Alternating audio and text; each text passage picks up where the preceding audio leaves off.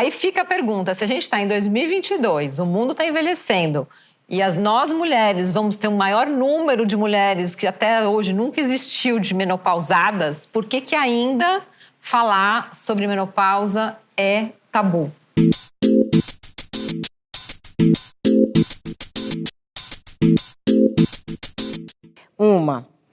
Se eu discuto e admito, eu sou velha. Eu acho que esse é o principal motivo. Esse é o principal motivo. As mulheres não querem assumir, falar que estão na menopausa, e eu passei por isso. Aos 46 eu entrei no climatério e fiquei, falo ou não falo? Digo ou não digo? Me posiciono ou não, né? Eu vou estar... Parecia que eu ia ter uma bandeira na minha testa. Mas Estou qual velha. era o teu medo? De assumir que eu estava ficando velha.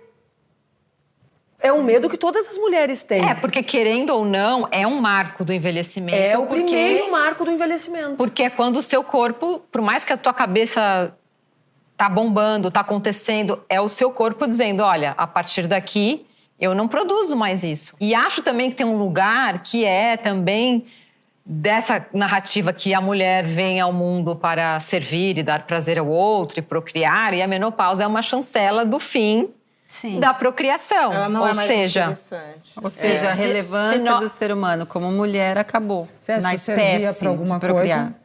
Tipo, se tu servia para reproduzir, tu deixou dessa utilidade essencial, não faz mais. Você não produz mais mão de obra. O sistema capitalista também traz essa ideia de que você só serve se você produzir mão de obra. Se a gente lembrar, né, da história de guerras e de acolher povos, no Brasil, por exemplo, os imigrantes, quando chegavam, existia condição, não era assim. Os seus antepassados não vieram assim de boas. Tinha que ter idade produtiva, a mulher tinha que ter de X a X idade para poder procriar, isso porque existia um interesse, e eram vários, além da mão de obra produtiva, de, né, parir filhos para estarem no Brasil e construírem a sua sociedade, existia ali a lógica, em 1910, de que esses imigrantes vindo, eles clareariam este povo. Esse povo, em 2010, 100 anos depois, se tornaria branco, logo mais civilizado. Mas olha que interessante, você falou que da questão da mulher produzir mão de obra, né? Por outro lado, quando a mulher entra na menopausa, ela pode ser uma mão de obra, já que ela não precisa mais ter filhos e cuidar. Dentro da nossa ótica, de que vemos mulheres como potência, mas dentro de uma ótica patriarcal, você não presta mais pra nada. Pra nada, tá envelhecida, já não tem mais força. Eu lancei pra gente poder começar a pensar dessa maneira. E sem falar na quantidade de mulheres que escondem dos maridos que estão na menopausa, que usam absorventes sem parar, que fingem que ainda tem ciclo menstrual para o marido não perceber que ela envelheceu. Porque a menopausa é muito claro que tu tá velha. Às vezes eu comento com alguma pessoa mais jovem, eu não entrei na menopausa ainda. E as pessoas, imagina, que horror, jovem do jeito que tu é. Como se aquela transição fosse marcar que eu estou envelhecendo. Isso, ou que tu tivesse que ser uma velhinha caquética. Exatamente. Tem uma outra questão que a gente não falou sobre não falar sobre menopausa, que é até quantos anos a gente vivia em 1960, né? As mulheres eram consideradas velhas aos 35 porque morriam aos 44, 45 anos. Então, o advento de viver mais também é novo. Logo, aqui na nossa sociedade, o estudo sobre a menopausa aqui no Brasil é ainda muito recente. É recente. Em África, aos 50, você está abafando. As mulheres são a grande potência, elas são reverenciadas. Elas têm que gozar mais, elas têm que ser mais respeitadas, elas têm que ser mais ouvidas. Elas são as mandingueiras, elas são as sábias. Então, também, essa lógica do envelhecimento para a mulher, aqui no Brasil, em outras sociedades, vem muito dessa construção ocidental do que é ser mulher e do que é ser uma mulher velha. Isso, perfeito. Não, imagina que hoje em dia a gente vai passar muito mais tempo na menopausa do que menstruando, do que no período produtivo. É um terço da vida a gente passa agora na menopausa. É muito tempo. É muito tempo. E tem uma coisa super interessante, a gente fez um trabalho uma vez que no final do século passado, mulheres já entravam na menopausa e eram tratadas com histeria. Você lembra dessa história? Sim. Mais de 140 sintomas, desde, né, tipo, surdez temporária, enfim, um absurdo. Esquizofrenia. E só agora, em 2001, que foi a primeira médica mulher que conseguiu desenvolver um trabalho e publicar um livro sobre menopausa, porque até então também essa visão da medicina, não tinha um trabalho científico, né? Era tudo de um olhar escrito por homens. Por homens. Sim, entendi. Daí não tem. Olha que interessante. E essa médica, que acho que é. Você lembra o nome dela? Christiane Northrup, um negócio assim. Ela foi a primeira médica, e mulher, óbvio, acho que foi em 2001, que lançou um trabalho e um livro falando sobre menopausa. E no trabalho, né, profissionalmente, é um problema seríssimo a menopausa também. Porque, normalmente, tu tá num grupo que é múltiplo, né? E tem muito mais gente jovem do que mulheres de 45 mais. Muito mais.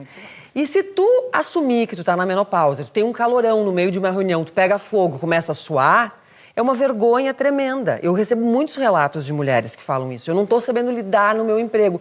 Então, os RHs... né, as áreas de RHs não estão preparados para lidar com isso. Isso é muito não dão suporte para mulheres na menopausa. Tinha que ter essas conversas na área profissional, nas empresas, Claro. nas corporações. Isso tinha que ser falado. E nas áreas menos privilegiadas, né, onde não tem nem informação, não tem método anticoncepcional, não tem nada, as mulheres extremamente secas da menopausa, elas sangram, elas são machucadas pelos maridos e não existe nenhuma política pública também.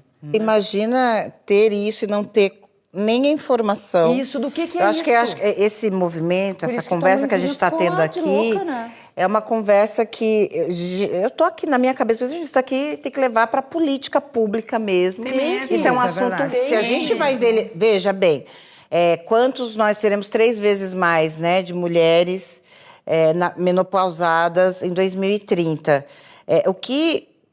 Os planos, né? Quem a gente vai estar elegendo para pensar nisso? Exato. Porque não dá para pensar nisso lá em 2030, tem que pensar nisso agora, né? As mulheres, porque essas mulheres, de novo, continuam sendo muito produtivas. Segundo algumas filosofias de outras etnias, a gente deixa de parir para parir outras coisas muito mais fantásticas. Sim. Então, isso não é uma questão de moral e de saúde pública somente. É uma questão de inteligência, de economia. Uhum. Essa mão de obra tem que ser cuidada, já que a gente está falando de um sistema capitalista. Se candidata? Adorei. Vamos lá. Eu tava pensando assim. Não, gente, porque... Eguinalda. Eguinalda. Mas é porque eu fiquei pensando, cara, como que a gente vai pensar? Porque, e aí? E essas mulheres? Porque essas dores, dor na... Assim, dá dor em tudo. E quem vai cuidar? Porque a gente vai estar perdendo essas mulheres todas, fazendo 1000 coisas, porque nós somos fenomenais, criando, fazendo... Assim, estamos em várias camadas dessa sociedade, transformando. Agora pensa. Aí tem que transformar, sentindo dor, climatério. A puta que o pariu. Exato. Tem, né? Sem nenhum cuidado. Então, assim, gente, mais do que nunca, de verdade. Precisamos de mais mulheres conscientes do que é ser mulher na política e discutindo esse tipo de assunto, porque assim como as meninas estão desassistidas, né, na pobreza menstrual, as mulheres estarão desassistidas na pobreza menopausal. Total. E não vamos esquecer. Desculpa, fala. Não, pode falar. Não, amor, pode falar. Não faço questão. Fala, mulher. Até você. Não, é que eu acho super importante a gente pensar que nós, enquanto mulheres, a gente sofre um preconceito constante em toda a nossa vida de esquecimento, né, dos nossos problemas. A gente enfrenta o esquecimento dos nossos... De ser deixada de lado o tempo inteiro. E quanto a gente tem que entender que se a gente briga por mulheres jovens, eu sinto que falta uma consciência maior de todas as mulheres sobre a maturidade também. Porque eu nos vejo dizendo, não, a gente precisa de absorvente em escolas, nos engajando nisso e compreendendo isso, mas eu não vejo ainda esse engajamento como setor feminino nas mulheres mais jovens em relação ao envelhecimento. Não sei se... Eu te entendo, mas é mais difícil, é mais fácil para nós, que já passamos por isso, né, valorizar e saber o que elas vão passar, do que elas não tendo ideia que isso vai chegar. Mas talvez por isso que seja importante tanto essa voz, né, que a gente está falando de conhecimento, para que a gente torne isso uma bandeira necessária também. Na Argentina, um grupo de mulheres lá, que eu conheço uma delas, a Miriam, elas conseguiram botar um projeto de lei. Né? Elas conseguiram fazer com que o governo distribuísse lubrificantes em todos os postos de saúde com orientação. Fenomenal. Virou lei. Que legal. Né? Incrível. Mas foi assim, o ano passado. Mas sabe? elas lutaram muito. Lutaram muito, É uma anos. questão de saúde pública. É uma questão de saúde pública. A gente precisa falar sobre isso. Eu estou aqui na minha cabeça, 77% de mulheres da classe C sustentam as casas. Sim. Na periferia, as mulheres da minha idade são as avós. Sim. E essas avós, elas são o arrimo da família inteira. Ou para ser rede de apoio, ou para tudo. Sim. E essas mulheres estão passando por esse sofrimento. Ou seja, gente, é muito absurdo. Nossa, é mais uma violência. é um horror. É atrás do Porque corre. assim, veja, ela está atrás do corre. É essa mulher que fez o nosso almoço. Exatamente. Essa mulher, gente, pode ser eu. Essa mulher, ela está mais próxima, né, do que a gente pode imaginar, porque é a maior parte da população brasileira que não está sendo cuidada, porque é mulher e é pobre, entendeu? Foda-se.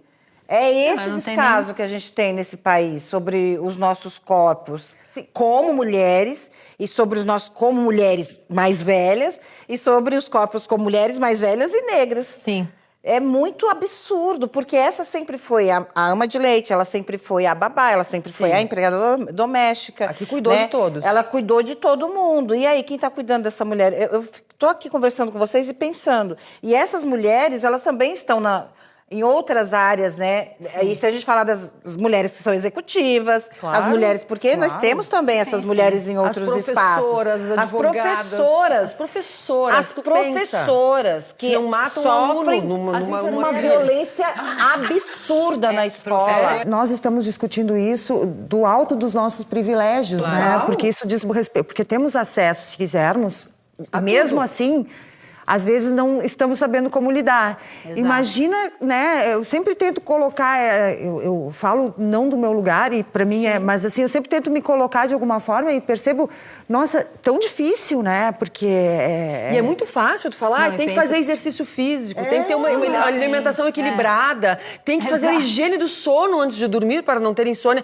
Gente, essa mulher está na tripla jornada. Pois é, ela não tem condições de pensar. Ela está na tripla jornada, ela está com um filho que ela não sabe que está metido em droga, ela está atrás do corre para ter o que colocar na mesa, ela tem violência doméstica, ela não tem nem informação e nem condição de dar atenção para tudo que ela está sentindo. E ela administra emocionalmente tudo isso, além de tudo, né? Não, e aí tem os pais doentes, porque a gente entra na menopausa numa fase em que os pais adoecem, tem 30 anos de casada e aí tem crise familiar, aí o filho que sai de casa ou que começa a idade de Gente, droga. a gente tá ótima, podemos encerrar agora esse episódio. Obrigada. Assim, né? Por favor.